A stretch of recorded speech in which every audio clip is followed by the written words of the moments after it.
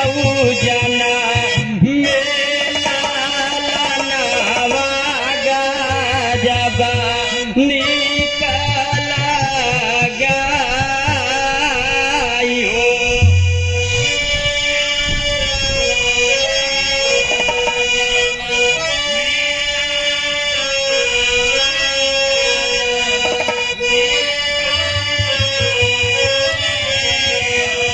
अरे देवता सब फूला बरसावई गगनवा में नाचाई हो, तो बिना बादारी कई बरस पैसावा गजबा निकल गई।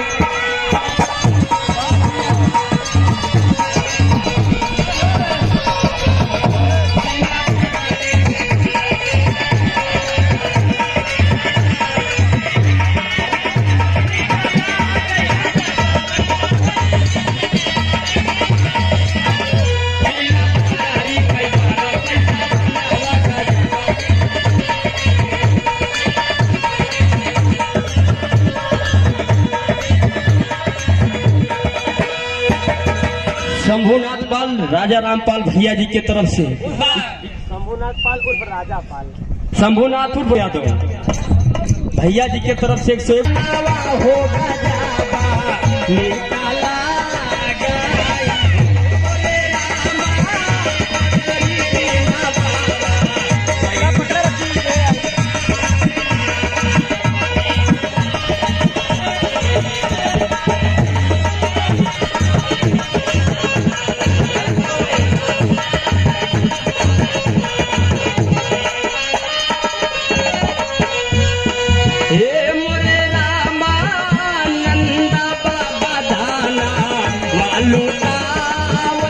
यशोदा सुख पावाई हो।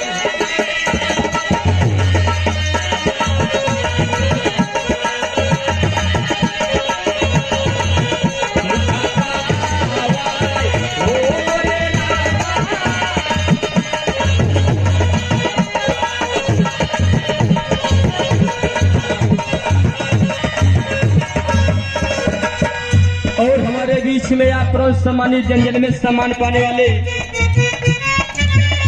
धर्म के बड़े भाई जिला जौनपुर कुटान की पावन धरती से चलकर आए हुए इस प्रतापगढ़ की पावन धरती पर इनका हार्दिक स्वागत अभिनंदन एवं वंदन है। धर्म के बड़े भाई भी यहाँ गायक कलाकार बिग गंगा स्टार कलाकार गायक कलाकार मनीष लाल यादव भैया जी के तरफ से 101 रुपया के आशीर्वाद वाली सुखी रखा है। भगवान का जी का ए भैया बदलिया अरे ललना घर जन्म में ललना घर जन्म में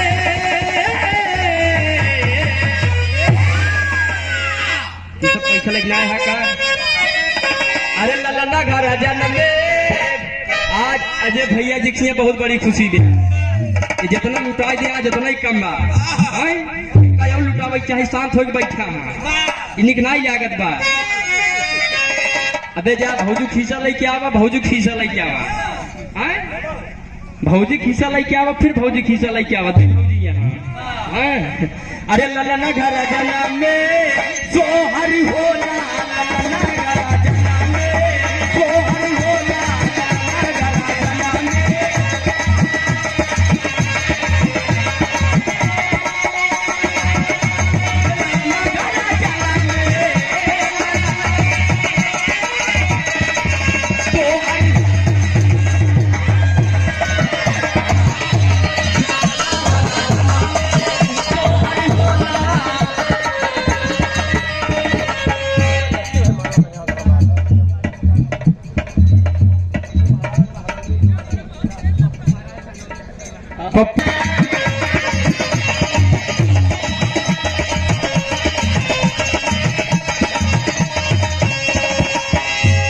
भैया फोन कही कि जितना कलाकार रहा बताई देहन नाथ बात किया बताई देहन सब एकदम मगाना। आज एक दिन के इंतजार रहन भैया।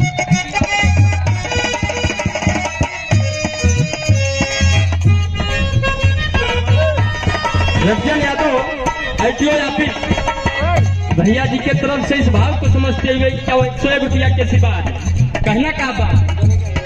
मम्मी भी खुश है, पापा भी खुश है, मम्मी भी खुश है।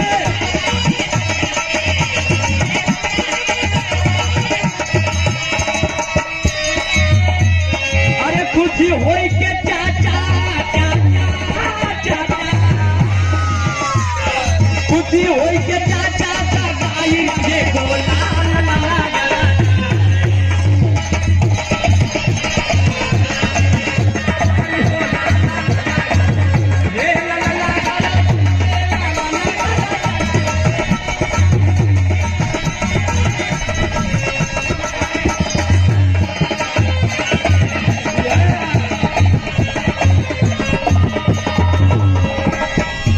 धर्म के पिता या परम सम्मानित जन में सम्मान पाने वाले बिरहा गायिका ज्योति यादव जी के परम पूज्य पिताजी श्री ओम प्रकाश यादव बाबू जी के तरफ से 100 रुपया के आशीर्वाद वाली सुखी। ए भैया आप परम सम्मानित राहुल यादव से हुआ माँ बराही देवी धाम की पावन धरती से 51 रुपया के आशीर्वाद माली सुखी रखे बड़का भैया सब सुखी रहा। एक लाइन और कहना बा, मामा भी खुश है, मामी भी खुश है,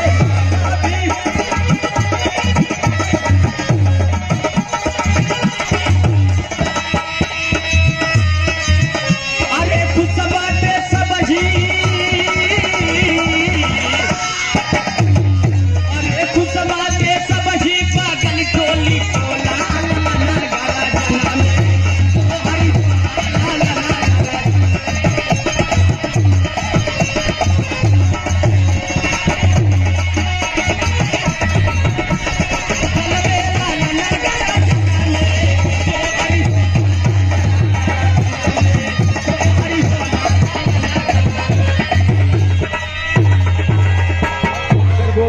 कोनो गलती हुई है अपने लड़के बच्चे समझ माफ कर दिया। पहुंच एक नंबर बा, एक लाइन सुनने वाले बड़का भैया और एक लाइन चले।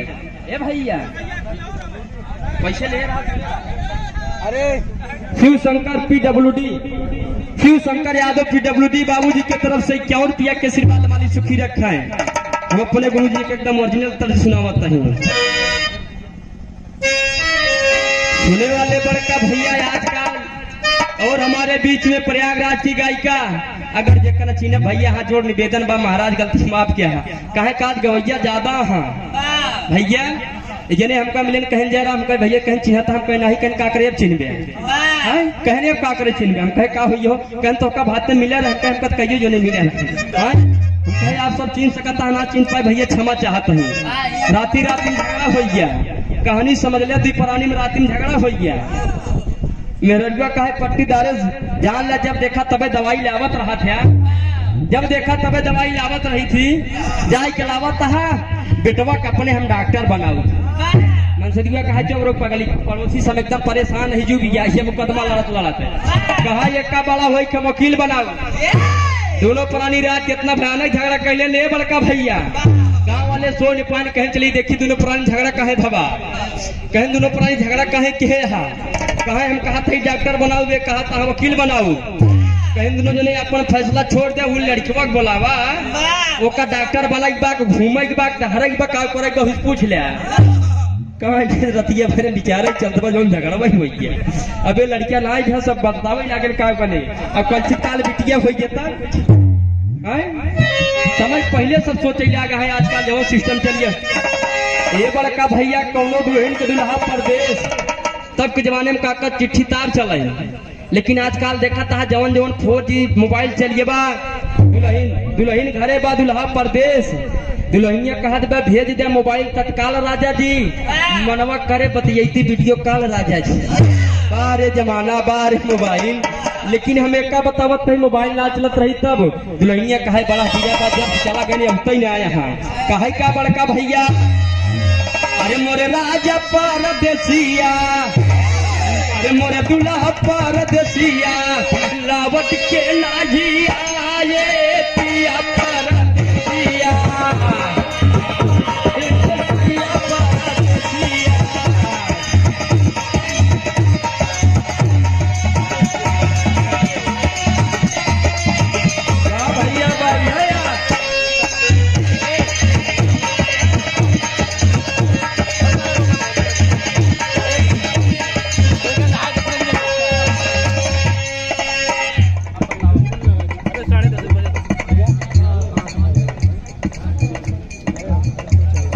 जैसी यादव चांदपुर की पावन धरती से 101 रुपया के आशीर्वाद मालिक सुखी रख।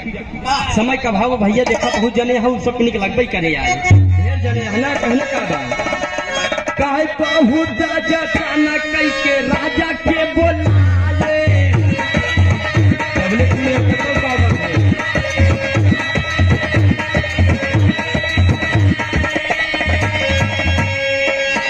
क्या करी भैया अकेले जियरा के जानवर आके हम तो कब्ज बंद कराता है। आप धर्म के जन जन में सम्मान पाने वाले लहर म्यूजिक वर्ल्ड से प्रसिद्ध धर्म के बड़े भाई देखे महान कृपा भाई आप सबका दर्शन मिला या नहीं सबका दर्शन मिला एमन कहियो चेहरा याद देख पाइए भैया अजय यादव भैया जी के तरफ से 101 रुपया के आशीर्वाद मालिक सुखी रखे।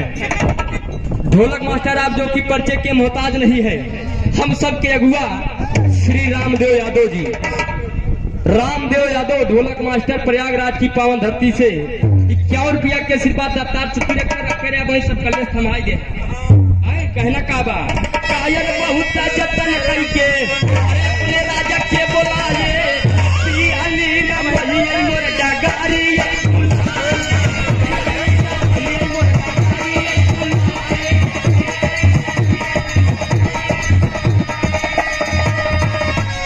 ज्यादा बीत गया फौजी भैया काहे है गर्मी का दिनवा दुल्हा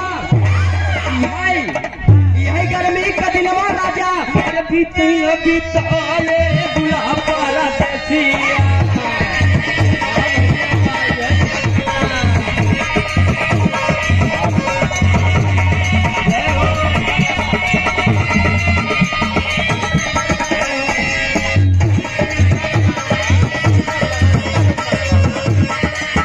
टाइम कम बा कहा बहुत जतन कई के राजा के बुलाए पिया निर्मोहिया में डगरिया भुलाए कहा उतर ना यहाँ लालच लालच दे देता है कहा महीना का महीना ऐसे बीता कहा माँ का बीता पूछ बीता अरे बीता ये कहा नवा अरे कई तैयारी तब